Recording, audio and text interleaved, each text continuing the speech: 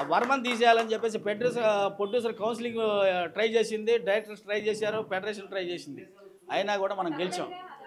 అయినా కూడా ఎందుకు చెప్తున్నానంటే, ఎందుకు ఫైట్ చేసామంటే, అందరికంటే ఎక్కువగా పేమెంట్లు కలెక్ట్ చేసిన కమిటీ ఏదైనా యూనియన్ ఉందంటే మన యూనియనే. ఈరోజు ఏ రూపాయి కూడా పోకుండా ప్రతి రూపాయి కూడా ఇప్పించాం మేము. ఎందుకంటే కొంతమంది ఏమనుకుంటారంటే, బయట కొంతమంది మన ఆర్టిస్టులోనే ఉంటారు, ఇక్కడ డబ్బులు రావట్లేదని భయభ్రాంతులు చేస్తారు. అంటే ఇంకా వేరే వాళ్ళు ఎవరు రాకూడదని చెప్పేసి. ఇప్పుడు పేమెంట్ కమిటీకి కూడా నేను ఎందుకు చెప్తున్నానంటే, ఫస్ట్ మీరు వెళ్ళాల్సింది పేమెంట్ కమిటీ ఇన్ఛార్జెస్ దగ్గరికి. ఫస్ట్ మీరు వెళ్ళాలి.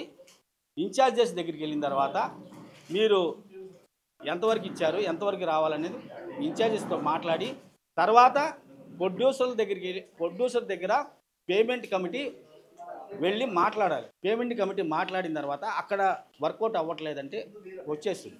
కాబట్టి దాదాపుగా, ఎందుకంటే అన్ని సీరియల్స్లో పేమెంట్స్ వస్తున్నాయి కాబట్టి పేమెంట్ కమిటీ ఏదైతే ఉందో చాలా బలంగా పనిచేయాలి.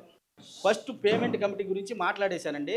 ఇక్కడి నుంచి పనులు మేము చేపడతాం, ఆ బాధ్యతను మేము తీసుకుంటాం, దాన్ని మేమే వర్కౌట్ చేసి ఆర్టిస్టులకి ఇబ్బంది కలగకుండా చేస్తాం. కానీ మాది మాట్లాడి అత్యంత ఘనంగా సస్యనిగంలో ఎలా చేశామో అంత బలంగా పెద్ద పెద్ద గీతా మాదిరి పెద్ద పెద్ద ఆర్టిస్టులను పిలిపించి ఆ కార్యక్రమం చేపడతాం. దాని అంతటికి కూడా వాళ్ళే ఉంటారు. అందుకే వాళ్ళకి థ్యాంక్స్ తెలియజేస్తున్నా. ఎందుకంటే ఇది ఖచ్చితంగా అవుతుంది కాబట్టి. లేడీస్కి సంబంధించిన అప్పుడు గతంలో ఏం ఆడామో, దశాబ్దోత్సవాల్లో ఏ గేమ్స్ ఆడామో ఆ గేమ్స్ అన్నీ ఆడతాము.